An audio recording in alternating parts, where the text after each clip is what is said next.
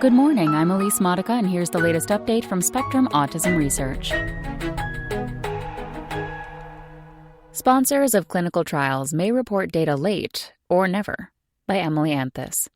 Just 41% of clinical trials listed on a research registry in the United States reported their results within a year of their completion, a new analysis has found. And roughly 1 in 3 trials reported no results at all. The problem is even more pronounced among the subset of trials that focus on autism, a Spectrum analysis has found.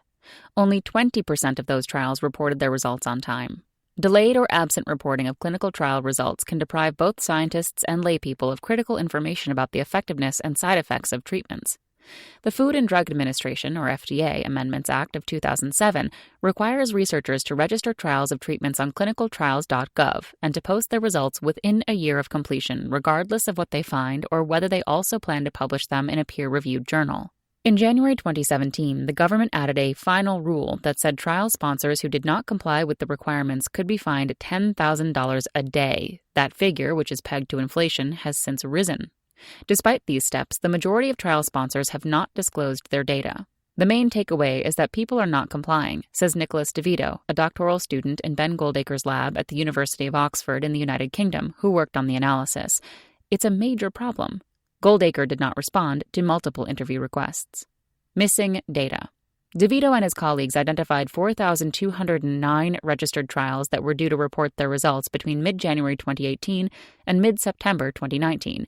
Of these, just 1,722 trials posted their results on time, and 1,523 did not report any results at all.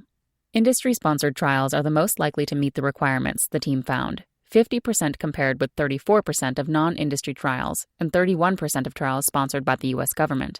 I think it's safe to say that a Pfizer or GlaxoSmithKline or other major pharmaceutical companies like that have very good internal structures and lawyers and compliance officers who ensure that once these laws are implemented, they are following them, DeVito says. The researchers also found no evidence that the FDA had imposed any financial penalties on delinquent trial sponsors. As far as we can gather, they're not availing themselves of these mechanisms to increase compliance, DeVito says. If the FDA had levied the fines, he says, it could have collected more than $4 billion. Compliance is only ever going to be as good as enforcement. The results were published January 17th in The Lancet. Autism absences.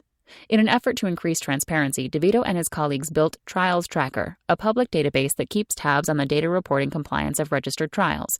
Spectrum used the database to identify 15 autism-related trials that were due to report results sometime after January 2018.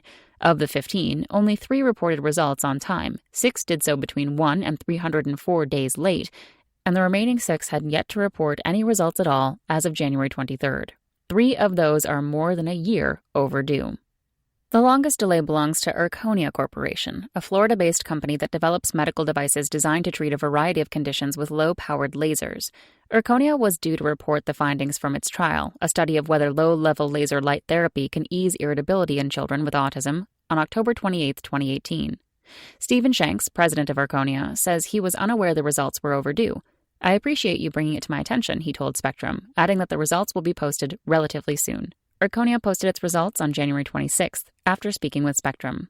Shanks said it had taken his team a long time to get the trial up and running, and that they had not completed their analysis until a few weeks earlier. Research always takes a lot longer than I expect, he says. Unexpected delays.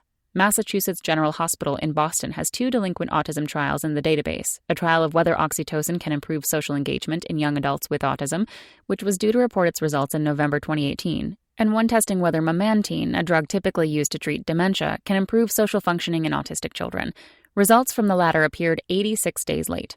Due to the complexity of its design and challenges in recruiting, the findings are inconclusive thus far, Michael Morrison, director of media relations at the hospital, says about the oxytocin trial. However, data analysis is ongoing, and the investigators intend on reporting their results as soon as they are finalized. Morrison disputes the labeling of the memantine trial as late, however, saying that the database does not reflect an extension the researchers received from the funding agency. The extension pushed the study's date of completion, and thus the deadline for reporting results, by more than 6 months. DeVito notes that extensions do not erase researchers' obligation to update their trial completion date in the Federal Registry. If and when they update it, that will be reflected on the trials tracker, he says. Other researchers with late results told Spectrum that they sometimes forget to go back to the registry to close out a trial, or that they had been using the registry for the first time.